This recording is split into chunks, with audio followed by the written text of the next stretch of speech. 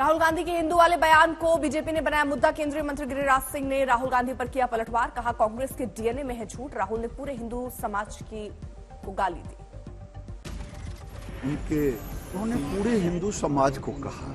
जब उनके पीछे से उनके सांसदों ने याद दिलाया कि हिंदू को गाली मत दो, तब उन्होंने बीजेपी की ओर इशारा किया।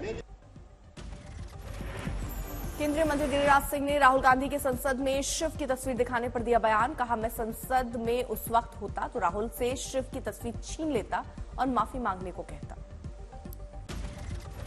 से हमारे महादेव को अगर मैं होता उस समय सदन में, उनके हाथ से मैं महादेव का वो पिक्चर ले लेता और उनको माफी मांगने के लिए बाध्य करता।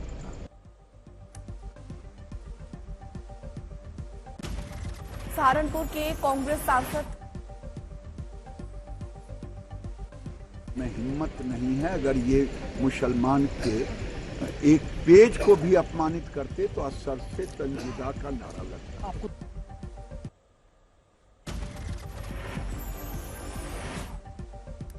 सहारनपुर के कांग्रेस सांसद इमरान मसूद ने बीजेपी पर लगाया आरोप। कहा राहुल के हिंदू वाले पर झूठ फैला रही है बीजेपी जो कह रही है वो राहुल ने कहा ही नहीं।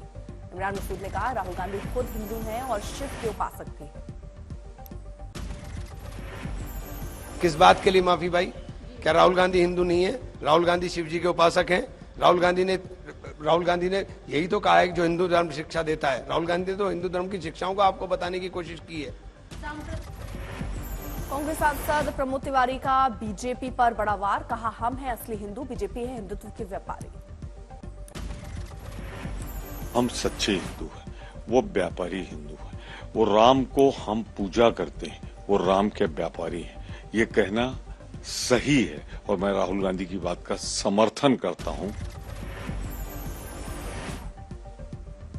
कल लोकसभा में राहुल गांधी के हिंदू वाले बयान पर बवाल। एनडीए की बैठक बनी रणनीति। पीएम की अध्यक्षता में हुई बैठक की संसदीय कार्य मंत्री रिजिजू ने दी जानकारी। सिर्फ इधर उधर मतलब भाषण देकर के नहीं, रूल के तहत काम करके अपने मुद्दे को प्रखर रूप से पार्लियामेंट के अंदर रखना है।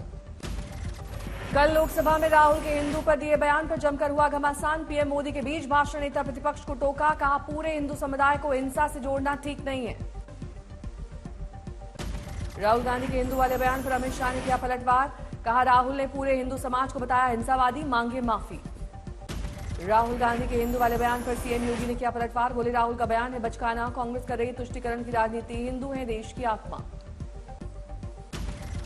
राहुल गांधी के बयान पर आया हेमंत बिस्वा शर्मा का बयान। बोले राहुल गांधी ने पहले ही भाषण में हिंदुओं का विरोध किया। वो विरोधी पक्ष के नेता नहीं बल्कि हिंदू विरोधी पक्ष के नेता हैं।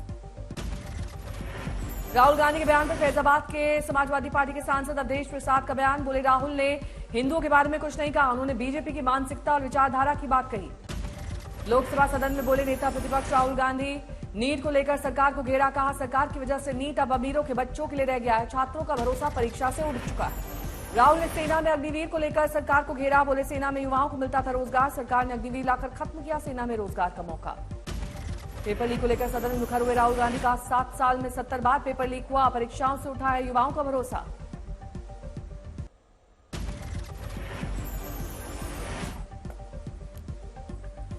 राहुल गांधी ने सदन में सरकार को घेरते हुए उठाए रोजगार, महंगाई जैसे मुद्दे। बोले मोदी सरकार ने हर वर्ग के लोगों में भय डालने का काम किया।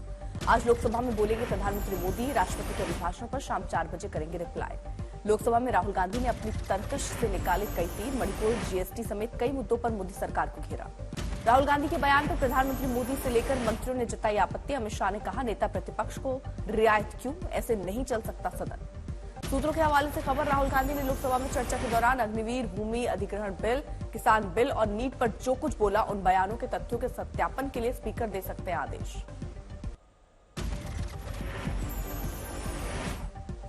नीट पेपर लीक मामले में सीबीआई का तेज एक्शन। 13 आरोपियों से पटना के बेऊर जेल में 3 घंटे पूछताछ। लातूर परीक्षा धांधली मामले की भी सीबीआई जांच। लोकसभा में बोली टीएमसी नेता महुआ मोइत्रा। सेंगोर प्रतीक पर उठाए सवाल। कहा लोकतंत्र नहीं बल्कि राजतंत्र का प्रतीक है सेंगोर। लोकसभा में भी धन्यवाद प्रस्ताव पर जबरदस्त तनातनी। अनुराग ठाकुर का हमला। बोले भ्रम में है कांग्रेस, इमरजेंसी पर मांगा गारंटी। 3 नया आपराधिक कानून लागू, आईपीसी की तरह अब बीएनएस समय सीमा के भीतर एफआईआर दर्ज करना अब जरूरी, मॉब लिंचिंग पर आजीवन जेल से फांसी तक की सजा।